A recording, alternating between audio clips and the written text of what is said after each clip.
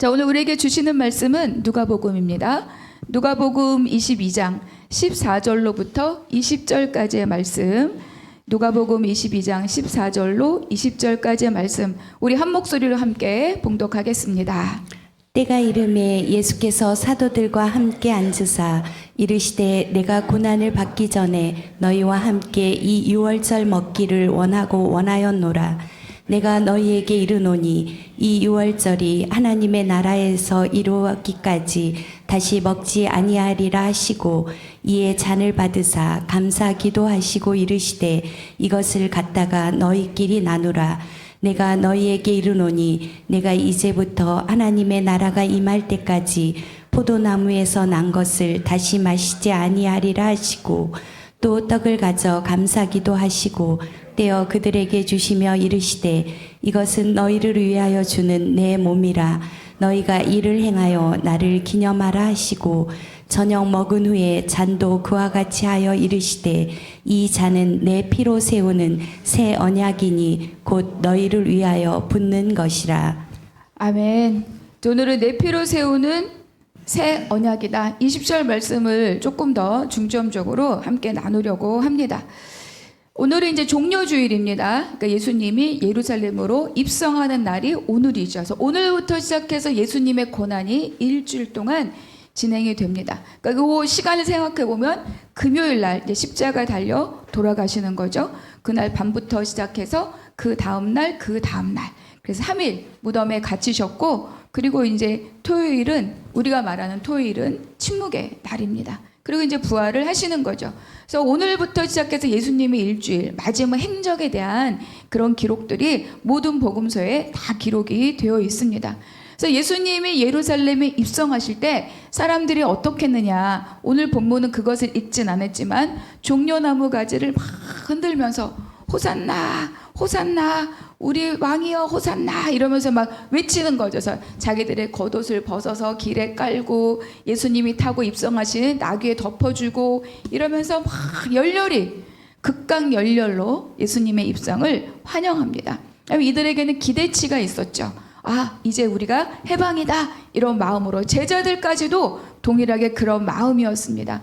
그러니까 이 백성들이 기대했던 예수님, 예루살렘에 입성하신 예수님은 정치적인 왕을 지금 기대하고 있는 거야. 아, 이제 로마의 지배 끝, 우리나라 만세, 이제 이런 마음으로 예수님의 입성을 환영하고 있습니다. 그런데 주님은 전혀 다른 마음이죠. 전혀 다른 목적을 가지고 예루살렘으로 들어가고 계십니다. 그러니까 이 목적은 뭐냐? 예수님이 이 땅에 오셨을 때와 동일한 목적이에요. 그 목적을 이제 이룰 때가 되어서 예루살렘으로 입성을 하시는 거죠.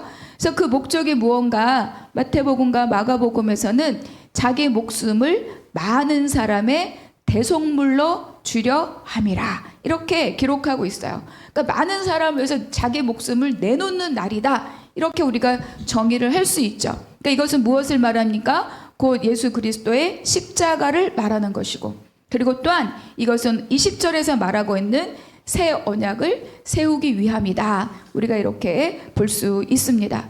먼저 14절과 15절 같이 읽겠습니다. 시작. 때가 이르매 예수께서 사도들과 함께 앉으사 이르시되 내가 고난을 받기 전에 너희와 함께 이 유월절 먹기를 원하였노라. 자, 14절에 때가 이름에 두 가지의 의미가 있어요. 1절에 보면 유월절이라 하는 무교절이 가까이 왔다. 그 절기, 명절을 의미하기도 합니다. 두 번째는 뭐냐? 그 명절에 예수님이 십자가에 달리시기 때문에 다른 말로 말하면 예수님이 곧 십자가에 달려 돌아가실 날이 가까이 왔다. 다 이런 두 가지 의미를 다 가지고 있는 거죠. 근데 예수께서 사도들과 함께 앉으셨다. 누가는 사도들이라고 써요. 그런데 사실 다른 복음서는 사도란 말을 거의 쓰지 않아요. 제자라고 말하죠. 그런데 이 누가는 사도라고 하는 단어를 씁니다. 사도는 뭐예요? 보내심을 받은 자들이다 이런 뜻을 갖고 있어요. 그래서 누가가 누가복음과 사도행전을 연결해서 썼거든요. 그러니까 누가의 머릿속에 있는 이 제자들은 결국 누구라는 거예요? 사도들이라는 거죠. 복음을 전하러 나가야 될 사람들이다. 그런 개념으로 사도들과 함께 앉으셨다. 이렇게 말씀하고 있어요. 그 15절에 보니까 이렇게 말씀하죠. 내가 고난을 받기 전에, 고난을 받기 전이라고 하는 거는 십자가에 달리기 전에, 내가 죽기 전에, 이런 뜻입니다. 내가 죽기 전에 너희와 함께 이 유월절 먹기를 원하고 원하였노라.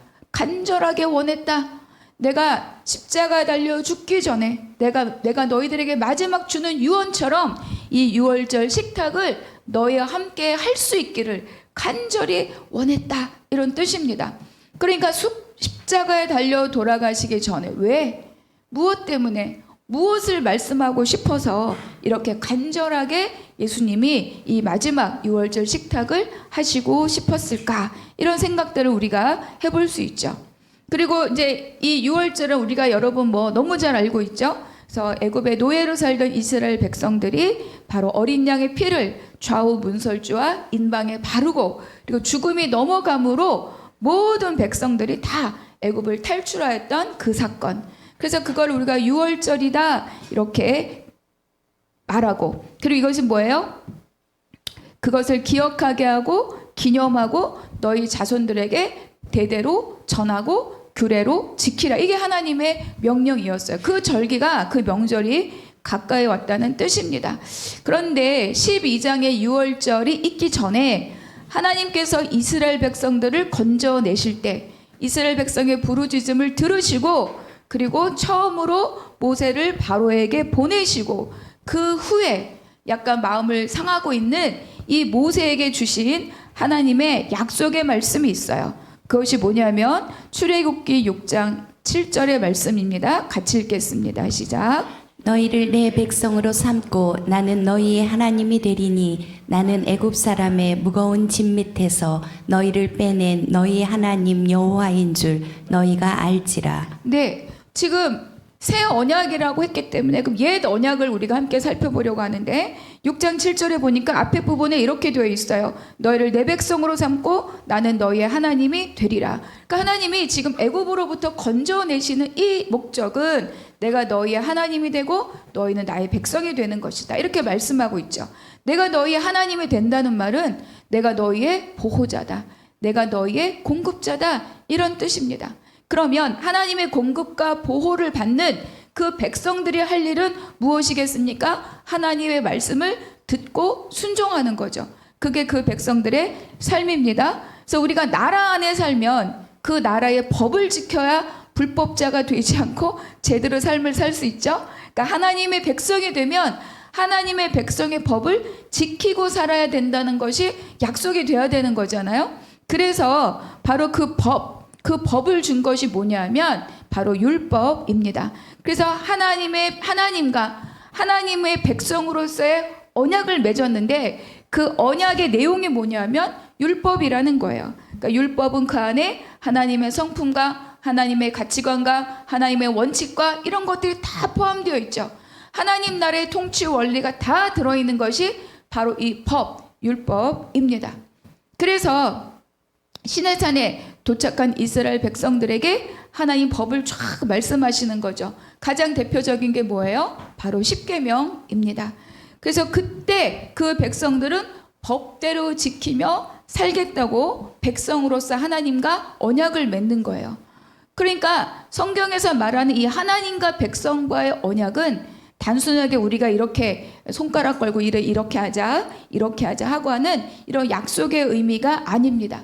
바로 하나님과 맺는 이 언약의 개념은 뭐냐? 하나님과 사람 사이의 관계를 규정해 주는 거예요. 너는 누구냐? 나는 누구냐? 당신은 하나님이시고 나는 당신의 백성입니다.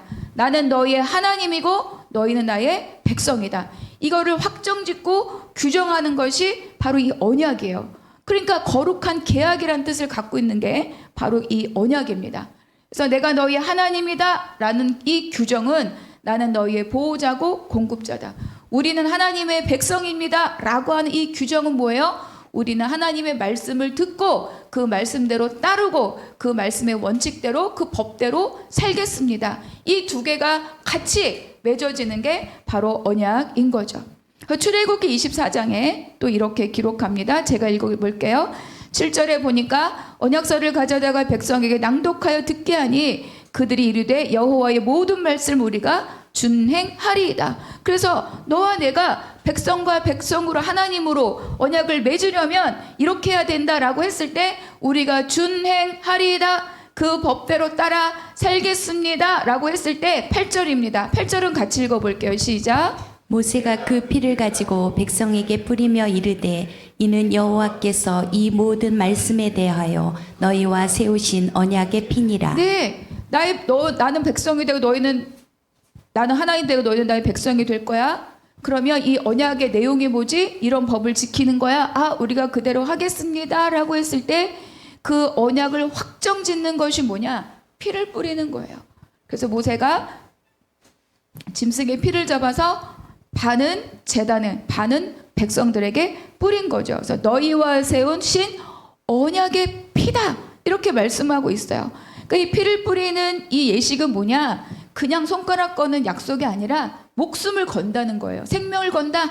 내가 어기면 내가 죽고 당신이 어기면 당신이 죽습니다. 이렇게 언약을 맺는 거죠. 근데 여기서 우리가 생각해 볼 게 뭐냐면 옛 언약도 그냥 손가락 걸고 세운 것이 아니라 옛 언약도 뭐로 세워졌다? 피로 세워졌다. 이거예요. 피로 세워졌다.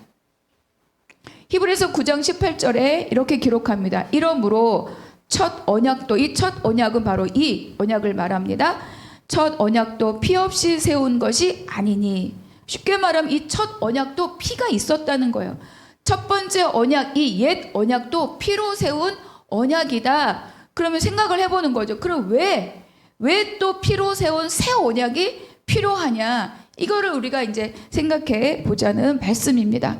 그러니까 생명을 담보로 하는 피의 언약이 이미 세워졌음에도 불구하고 그렇다면 이때 세워진 이 첫 언약, 옛 언약에 대해서 성경은 무엇이라고 언약에 대해서 말씀하고 있는가? 그것이 예레미야 31장입니다.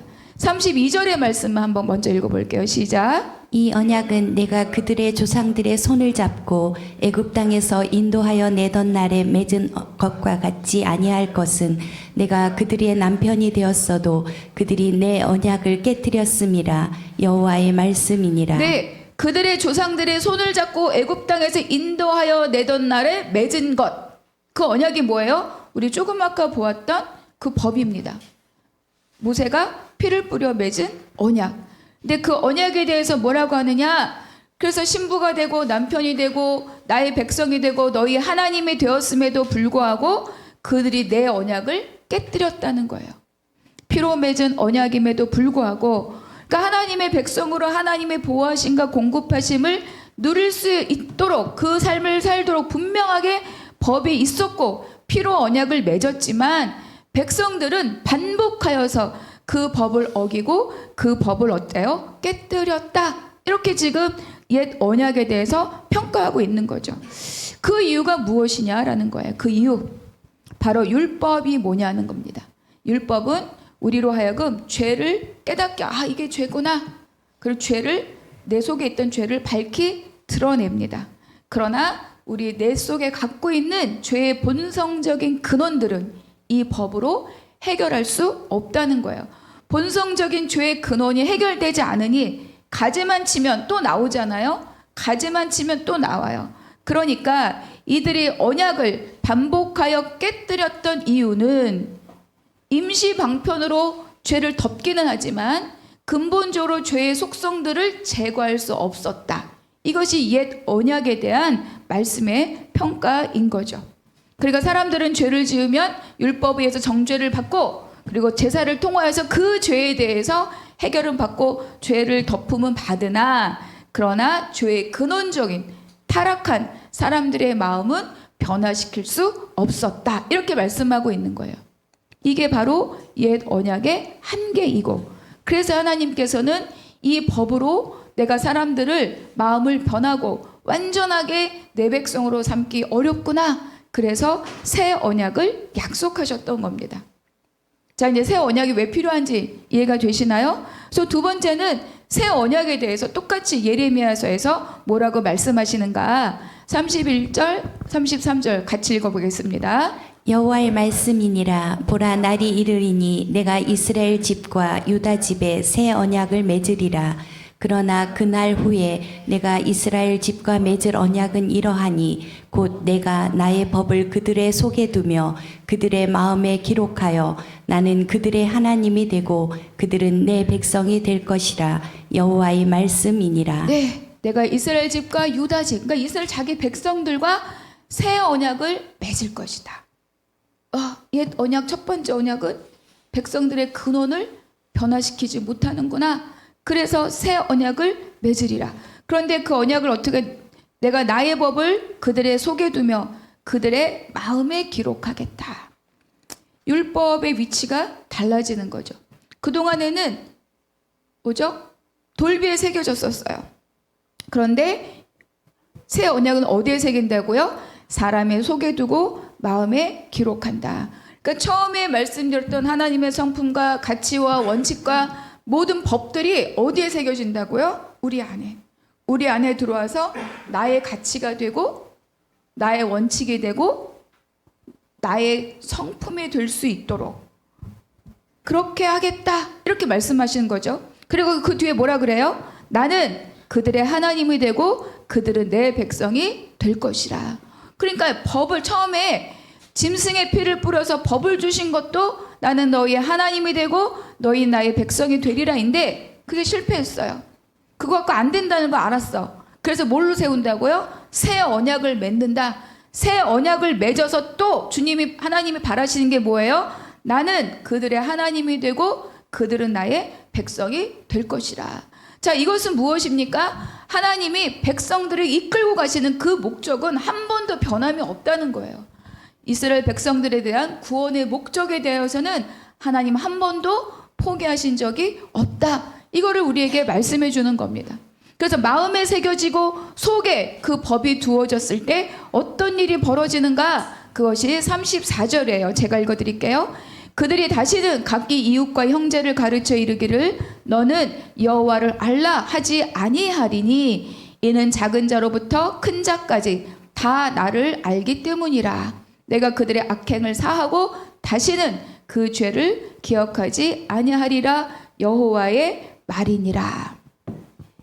이것에 대해서 다는 아니지만 공동 번역은요 이렇게 번역을 했어요. 높은 사람이나 낮은 사람이나 내 마음을 모르는 사람이 없으리라. 그러니까 하나님의 법이 내 안에 들어오고 내가 하나님의 가치와 원칙과 이런 것들이 내 안에 새겨지면 우리가 길이 다르면 못 알아보잖아요. 우리가 언어가 다르면 못 알아듣죠. 또 언어가 다르고 길이 같으면 다 알아들어요. 그러니까 마음에 새겨지고 내 속에 법이 새겨지면 어떻게 된다고요? 하나님의 마음을 모르는 자가 없게 된다는 겁니다. 우리가 다 하나님의 마음을 다 알게 된다는 거예요. 우리 얼마나 많이 하나님을 오해합니까? 얼마나 많이 왜곡합니까? 얼마나 많이 나의 기대만 갖고 하나님을 바라볼 때가 얼마나 많이 있습니까? 그런 일들이 없을 것이다. 이렇게 말씀하는 거죠. 그리고 내가 모든 죄를 다 사하고 기억되지 아니할 것이다.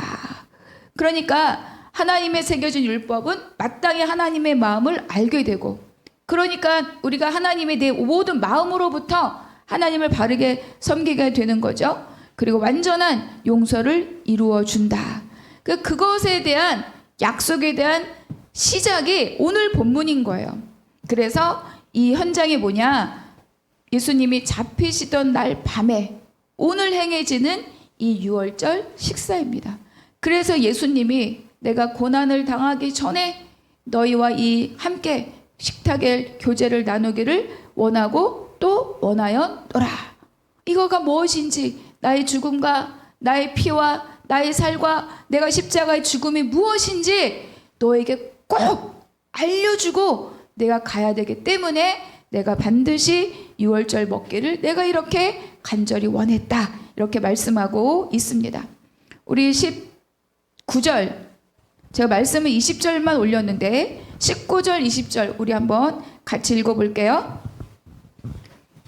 또 떡을 가져 감사기도 하시고 떼어 그들에게 주시며 이르시되 이것은 너희를 위하여 주는 내 몸이라.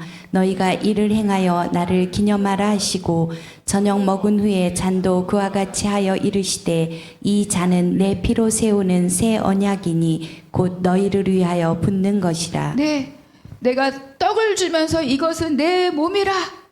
나를 기념하라. 이렇게 말씀하시고 잔을 주시면서 뭐라 그래요? 내 피로 세우는. 피의 언약이 있었는데 피의 내용이 달라져요. 내 피로 세우는 새 언약이다.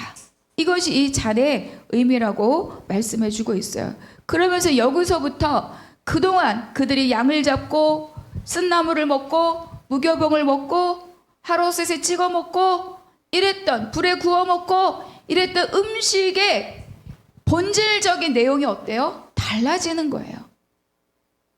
구약의 모습으로 제사를 근거로 유월절을 보냈다면 지금 이 순간부터는 본질의 내용이 달라진다. 내 몸을 먹으라, 내 잔을 마시라. 바로 이제 성만청 규례가 여기서 제정이 되는 거죠.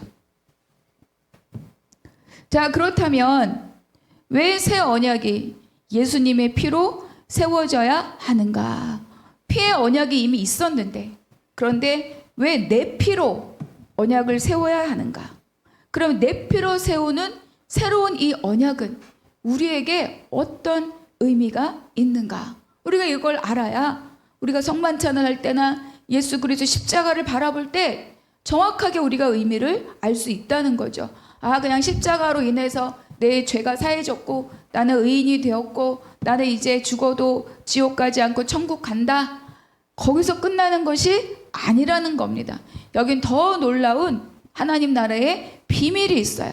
새 언약이 예수님의 피로 세워져야 하는 그 이유, 오늘 말씀을 좀 많이 찾아볼 건데 갈라디아 3장 13, 14 같이 읽어보겠습니다. 시작. 그리스도께서 우리를 위하여 저주를 받은 바 되사 율법의 저주에서 우리를 속량하셨으니 기록된 바 나무에 달린 자마다 저주 아래에 있는 자라 하였음이라. 이는 그리스도 예수 안에서 아브라함의 복이 이방인에게 미치게 하고 또 우리로 하여금 믿음으로 말미암아 성령의 약속을 받게 하려 함이라. 네, 13절에 보니까 나무에 달린 자마다 저주 아래 있는 자라 하였음이라. 우리를 속량하지, 다 뭐예요? 나무에 달렸다. 다 십자가를 의미하는 거죠. 이것을 통해서 우리에 대한 속량을 이루신다는 것을 말해줍니다. 히브리서 9장에 보면 이제 자기를 단번에 제물로 드려 죄를 없게 하시려고 세상 끝에 나타나셨다. 자기를 단번에 드려, 자기를 단번에 제물처럼 드려서 우리를 속량하시고 죄를 없이 하시려고 세상 끝에 나타나셨다. 이게 첫 번째 예수님이 이 땅에 오신 첫 번째 이유입니다. 그런데 두 번째 14절에 보니까 노란 글씨로 뭐라고 적히느냐? 아브라함의 복이 이방인에 미치게 한다. 두 번째는 성령의 약속을 받게 한다. 두 가지를 말씀하고 있습니다. 그러니까 죄사함을 받았다가 끝이 아니라는 거예요. 이것을 통해서 우리에게 오는 두 가지가 있는데 첫 번째는 뭐냐? 아브라함의 복이라고 말씀하고 있습니다. 근데 이제 이 아브라함의 복을 우리가 잘 생각해 볼 것은 우리가 하나님께서 이 땅에 인간을 창조하시고 그들에게 복을 주시며 이르시되 생육하고 번성하고 충만하라. 그리고 땅에 기는 짐승과 하늘에 나는 새와 바닥의 물고기와 모두가 너희가 정복하고 다스리라. 하나님의 형상과 그리고 하나님의 통치권에 대해서 말씀하셨어요. 그 복을 받은 것이 누구죠? 아브라함입니다. 근데 이 아브라함의 복은 그 전에 우리가 생각해 볼 게 있는데 그것이 뭐냐면 아브라함이 율법이 있기 전에 믿음으로 의롭다 칭함을 받았다. 그것을 우리가 기억해야 된다는 거예요. 그래서 여기서 말하는 아브라함의 복은 첫 번째는 뭐냐? 그가 믿음으로 의롭게 되었다. 칭의의 복을 우리에게 말씀하고 있어요. 갈라디아 3장 8절 우리 한번 읽어보겠습니다. 시작. 또 하나님이 이방을 믿음으로 말미암아 의로 정하실 것을 성경이 미리 알고 먼저 아브라함에게 복음을 전하되 모든 이방인이 너로 말미암아 복을 받으리라 하였느니라. 그렇죠. 아브라함에게 복음을 전하되 언약을 전한 거예요. 구원이 무엇인지를 말씀해 준 거죠. 근데 그것이 하나님을 믿음으로 의롭게 됨이 시작이라고 먼저 알려준 거예요. 그것을 통하여서 이방인이 그걸 어떻게 전달하는 거죠. 그러니까 그 안에 복음의 내용이 다 들어있는 거예요. 구약으로 창세기로 따지면 씨와 통치권이고, 그것을 온전히 갖고 오신 분이 누구예요? 예수 그리스도시고, 그거를 온전히 아브라함을 통해서 흘려보내도록 하는 것이다. 그러니까 그 복이 누구에게 왔다고요? 저와 여러분에게 왔다. 그래서 창세기 12장에 땅의 모든 족속이 너로 말미암아 복을 얻을 것이다, 이렇게 약속을 한 거예요. 여러분, 이 아브라함의 복, 칭의의 복이 이미 저와 여러분에게 완전하게 임한 줄로 믿으시기 바랍니다. 예수 그리스도를 통해 완전하게 우리에게 온 거예요. 그러면 그들에게 무엇이 임하는가? 그것이 세 번째예요. 제목 한번 읽어볼까요? 시작. 약속된 성령. 네, 여러분, 칭의를 얻은 자에게 무엇이 온다고요? 성령이 임하신다입니다. 요한복음 7장 29절 제가 읽겠습니다. 이는 그를 믿는 자들이 받을 성령을 가리켜 말씀하신 것이라. 예수께서 아직 영광을 받지 않으셨으므로 성령이 아직 그들에게 계시지 아니하시더라. 무슨 말씀이냐? 예수께서 아직 영광을 받지 않았다는 것은 십자가 부활 승천이 아직 이루어지지 않았다는 거예요. 여러분, 우리가 성령이 언제 오셨습니까? 예수님이 십자가 부활 승천 후에 오순절 다락방에서 온 만민에게, 그렇죠, 성령이 부어졌다.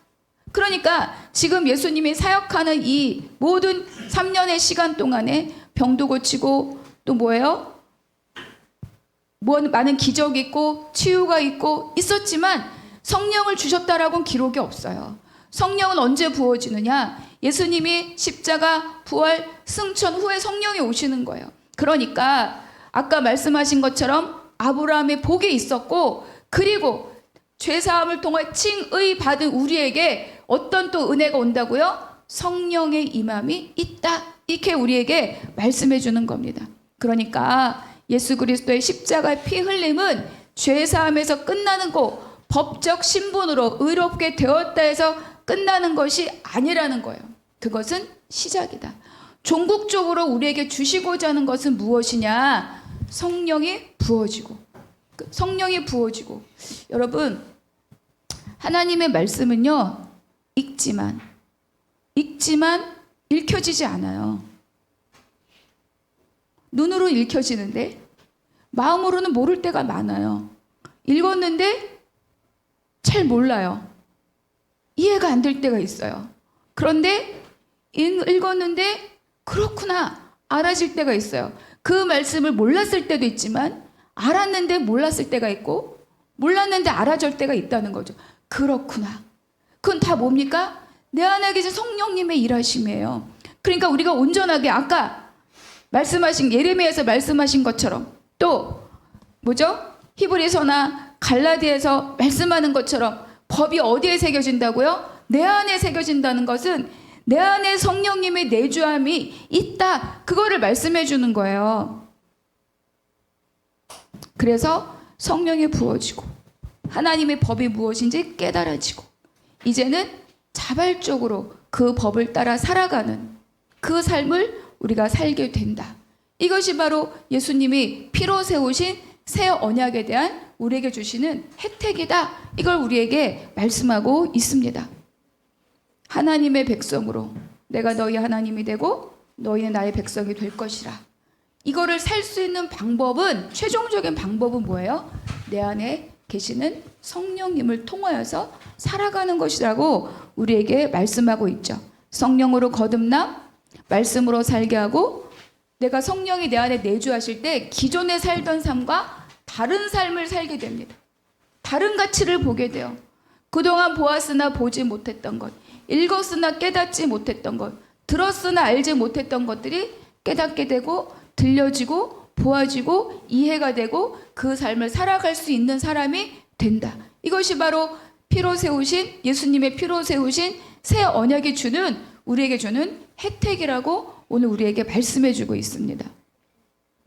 히브리서 10장 9절 말씀 한번 읽어볼게요. 시작. 그 후에 말씀하시기를 보시옵소서 내가 하나님의 뜻을 행하러 왔나이다 하셨으니 그 첫째 것을 폐하심은 둘째 것을 세우려 하심이라. 첫째 것은 옛 언약이고 둘째 것은 새 언약이죠.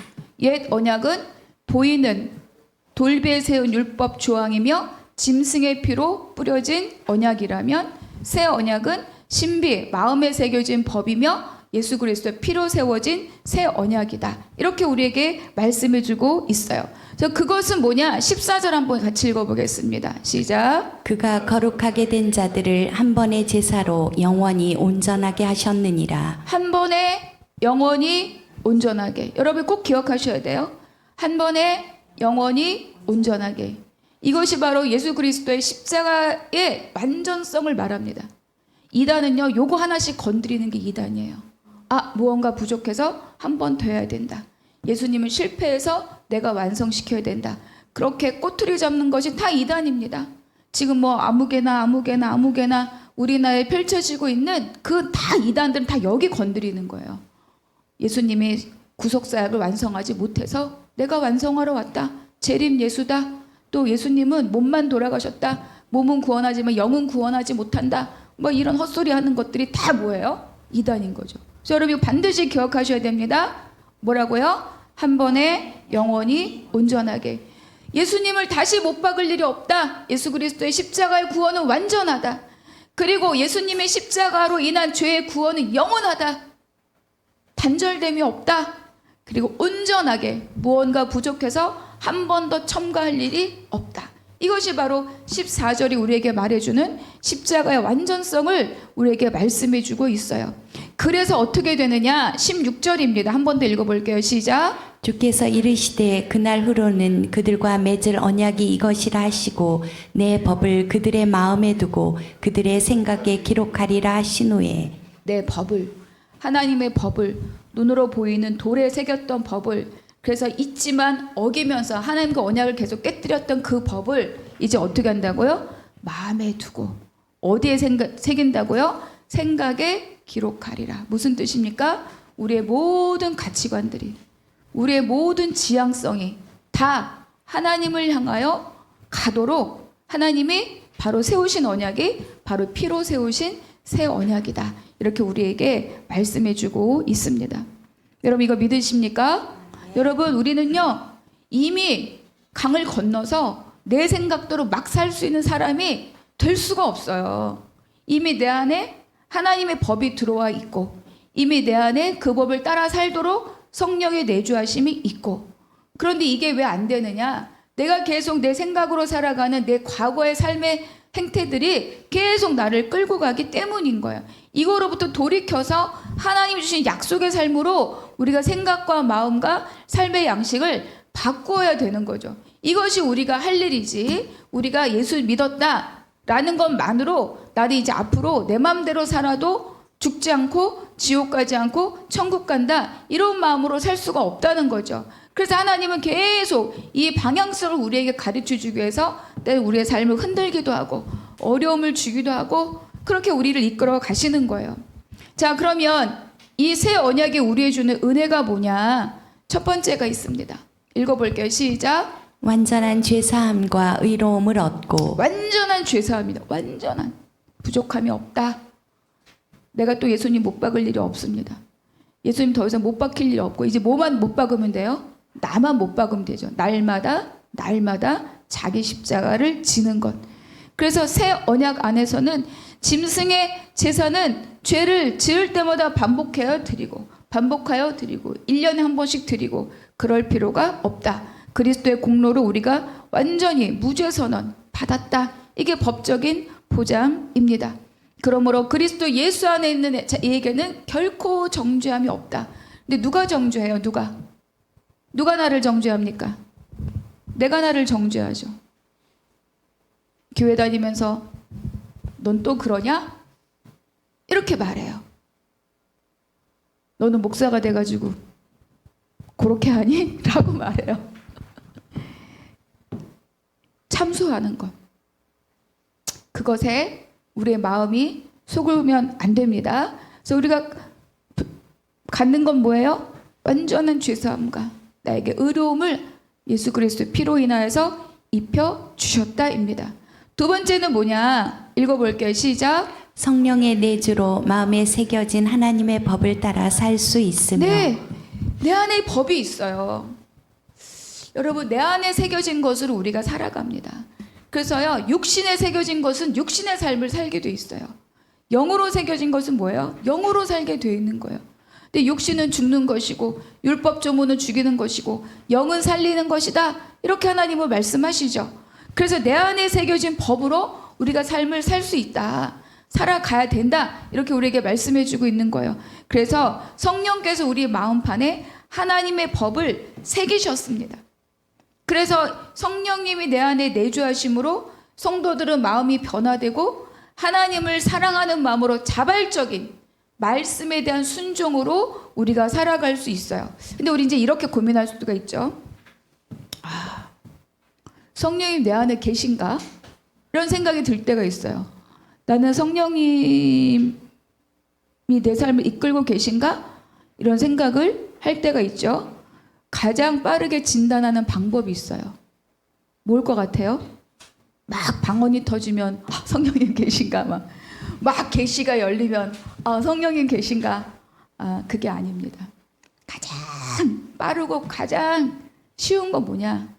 내가 무슨 일을 하고자 할 때, 내가 무언가를 결정하고자 할 때 내가 하나님이 의식되고 있는가? 하나님이 기뻐하실까? 의식하고 있는가? 내가 이렇게 하는 것이 하나님 뜻에 맞을까? 내가 의식하고 있는가? 여러분 의식하십니까? 내가 선택은 헷갈려도 어쨌든 최소한 주님이 기뻐하실까? 라고 내가 나의 삶의 일상에 이것들이 의식되고 있다면 무슨 뜻이에요? 내 안에 성령의 내주함이 있다는 말입니다. 여러분 예수 믿지 않고 세상 사람은요, 내가 이게 돈이 될까 말까, 나한테 유익이 될까 말까, 이렇게 하면 이거를 고민하지 하나님 앞에 기쁨이 될까 말까를 고민하지 않아요. 제 말이 틀렸습니까? 너무 맞는 말이잖아요. 그러니까 우리가 잘 몰라가지고 고민은 하면서도 내 것을 선택할 수는 있다. 고민은 하면서도 내 욕심을 선택할 수는 있다. 이거 우리의 연약함이죠. 그런데 내가 모든 일을 시작하거나 결정지을 때 하나님이 내 속에서 의식된다. 하나님이 기뻐하실까? 하나님 뜻에 합당할까? 내가 이러다가 하나님한테 혼나는 거 아니야? 나 제대로 가고 있나? 의식하고 있다면 여러분 고민하지 마십시오. 내 안에 누가 계시다? 성령님 계시다. 그래서 이거가 계속 묻고 또 잘 몰라서 내 길 가고, 묻고 어쩌다 운 좋아서 주님 뜻 따르고, 이렇게 막 가다가 묻고 또 가고, 묻고 가면서 어떻게 되는 거예요? 나의 모든 영적인 센스가 점점 주님에게 어때요? 초점이 맞춰지는 거예요. 한 방에 무언가 열리는 사람도 있을 수 있으나 우리의 삶은 어떻다? 묻고 가는 겁니다. 묻고. 요즘은 라디오 이런 거 쓰지 않지만 저 어렸을 때에도 라디오 다 이렇게 막 지직지직 이렇게 하고, 옛날엔 카 오디오도 다 그랬어요. 카 오디오 세팅해놔도 막 틀어져. 지방 가면 다 틀어져. 그래서 또 막 이렇게 맞춰가지고, 또 지방에는 나오지 않는 그런 채널들도 있잖아요. 막 이렇게 지방 채널 찾아서 카 오디오 이렇게 했던 거 옛날 사람 티내면서 얘기했습니다. 그러니까 그런 거예요. 계속. 그래서 여러분 안에 이 질문이 있다면 여러분의 누구 계시다? 성령님 계시다. 방언을 하네 못하네 나중 일이에요. 그래서 그 마음으로, 그래서 이게 하나님의 뜻인가 봐 할 때 우리 어떻습니까? 쫓아가잖아요. 그러면서 하나님 앞에 자발적인 순종으로 하나님을 사랑하는 마음, 내 마음이 변화된 거예요. 이미 옛날에 내 생각대로 막 딱 보니까 계산 딱 나와. 오른쪽 팍 투자 촥 말자 촥. 근데 그렇지 않고 결국은 내 욕심을 따라갈 때가 많이 있지만 때마다 내가 주님께 묻고 고민하고 있다, 갈등하고 있다. 그간에 주님 함께 하신 줄 믿으시기 바랍니다. 그렇게 됐을 때 세 번째입니다. 읽어볼게요. 시작. 하나님의 자녀된 신분으로 하나님과 친밀히 교제하고. 그렇죠. 그러면서 내가 하나님과 교제하는 것들 채널이 열려요. 하나님이 나를 인도해 가는 방법은 이렇게 하시는구나. 나한테 이렇게 말씀하시는구나. 때로는 기도할 때, 때로는 내가 말씀을 읽을 때, 때로는 설교를 통해서, 때로는 소그룹 모임에서, 때로는 혼자 고민하면서 묵상하다가 번뜩 내 내면의 음성으로 내주하는 성령의 음성이 들릴 때도 있고, 말씀 읽고 기도할 때 깨달아지면서 나의 방향성이 결정될 때도 있고, 그러면서 하나님과 어때요? 친밀하게 교제하고 산다는 거예요. 그래서 예레미야에서 말씀하죠. 그들이 나를 알기 때문이다. 하나님이 이러한 분이라고 다 구구절절 설명할 필요가 없다. 그 안에 법이 새겨진 사람은 이미 나를 알고 있기 때문이다. 이렇게 말씀하고 있는 거죠. 그래서 새 언약 아래서 우리는 어떤 사람이냐? 종이나 외인이 아니고 하나님의 자녀요, 하나님의 상속자다. 이렇게 성경은 우리에게 말씀해주고 있습니다. 나는 너희 하나님이 되고 너희는 나의 백성이 되리라. 그 관계가 예수 그리스도의 피로 세워진 새 언약을 통하여서 더 강력하게, 더 든든하게 우리에게 맺어진다고 오늘 말씀하고 있는 거예요. 그래서 마지막 네 번째가 뭐냐? 한번 같이 읽겠습니다. 시작. 영생과 천국의 영원한 기업을 소유. 그렇죠. 그래서 히브리서 9장에 보면 영원한 기업을 약속받았음이라 이렇게 말씀하고 있어요. 그래서 우리가 구약에서는 아브라함에게 주신 복들이 계속 이제 그 자녀들에게, 이삭에게, 야곱에게 열두 흘러가는데, 그땐 땅의 복을 줘요. 그때는 자녀, 그리고 재산, 땅, 이게 하나님의 그들에게 복을 주는 표지였는데, 예수 그리스도의 피로 세우신 새 언약을 통하여서 우리에게 주신 약속된 것은 뭐냐? 영원한 기업이에요. 한정적이고 제한적이고 일시적이지 않고 영원히 유효한 언약입니다. 그러니까 우리가 법을 어기면 하나님께 정죄받잖아요. 그런데 하나님이 우리에게 약속한 그 언약은 영원한 언약으로 유효한 언약이라는 겁니다. 그래서 하나님께서 신실하게 그 백성을 끝까지 붙들어 가시는 바로 그 언약, 그것이 바로 예수를 통하여서 우리에게 주신 은혜의 언약이에요. 그래서 제가 히브리서 8장 말씀 읽고 좀 정리를 하고 싶어요. 히브리서 8장 9절 10절에 제가 읽어드릴게요. 또 주께서 이르시기를 이 언약은 내가 그들의 열주의 손을 잡고 애굽 땅에서 인도하여 내던 날에 그들과 맺은 언약과 같지 아니하고, 예레미야 있는 말씀과 너무 비슷하잖아요. 그렇죠? 그리고 그들은 내 언약 안에 머물러 있지 아니함으로 내가 그들을 돌보지 아니하였노라. 그러니까 법을 떠나고 하나님의 언약을 떠나니까 그들은 빼앗기고 상실하고 쫓겨나고 사라지고 이랬던 건데, 그런데 10절에서 뭐라고 말씀하시느냐? 10절 있으면 같이 읽어볼게요. 또 주께서 이르시되 그날 후에 내가 이스라엘 집과 맺을 언약은 이것이니 내 법을 그들의 생각에 두고 그들의 마음에 이것을 기록하리라. 나는 그들에게 하나님이 되고 그들은 내게 백성이 되리라. 여러분, 처음에 하나님께서 이스라엘 백성을 애굽에서 건져내시고자 할 때 하셨던 말씀, 그 말씀이 여기에 다시 나오죠.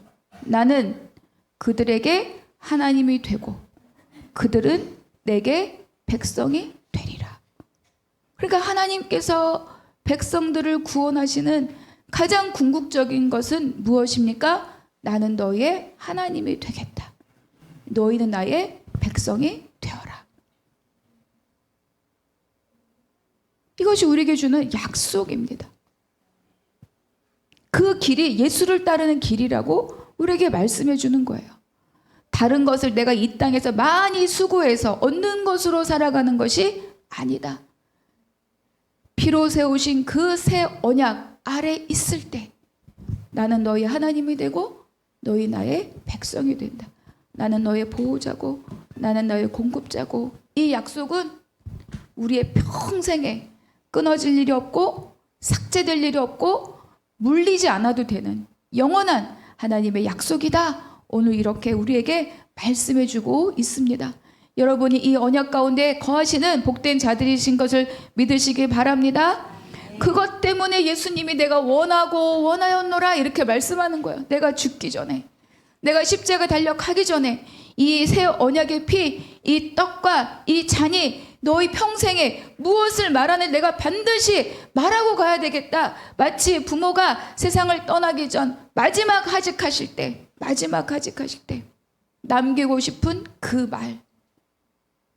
말을 오늘 우리에게 이렇게 말씀하고 있는 거죠. 그 간절함. 부모님이 돌아가실 때 마지막 하는 말만큼 간절함이 있을까요? 없던 말도 막 다 해요. 평생 말하지 않았는데도 막 사랑한다고 얘기하고 고맙다고 얘기하고 그 진심이 나오는 거죠.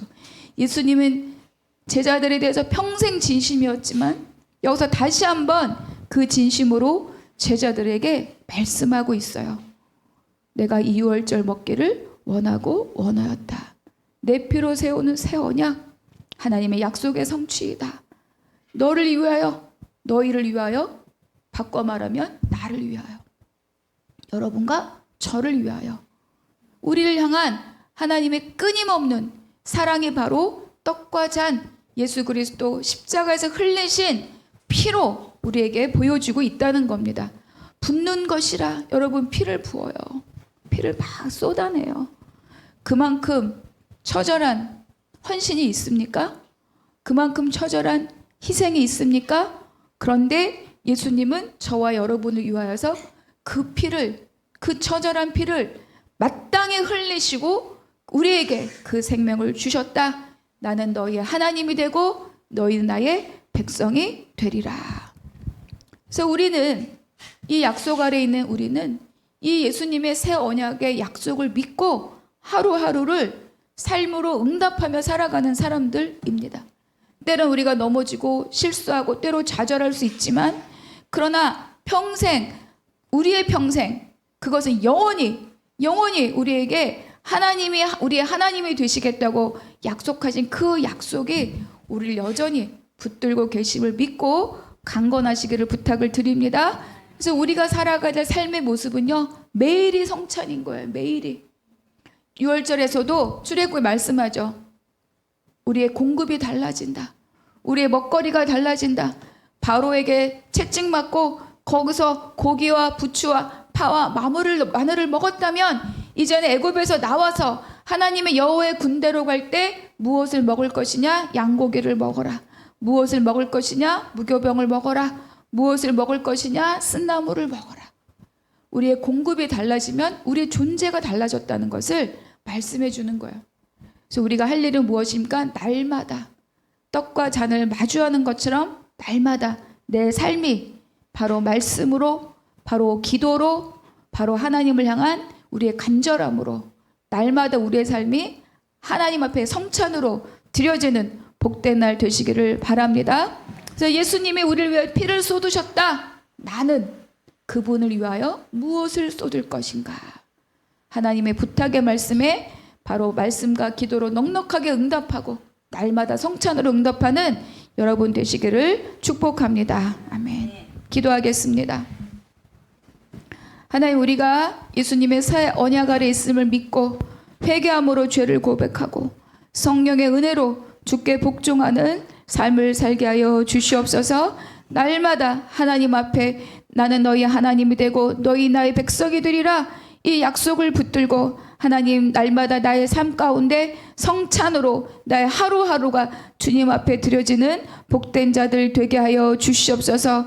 말씀으로 함께 하시고 기도로 함께하게 하시고 그것을 통하여서 세상에서 복음을 흘려보내는 아브라함의 복과 성령의 약속의 복을 누리고 흘려보내는 복된 자들 되게 하여 주시옵소서. 감사하고 우리 주 예수 그리스도의 이름으로 기도하옵나이다. 아멘.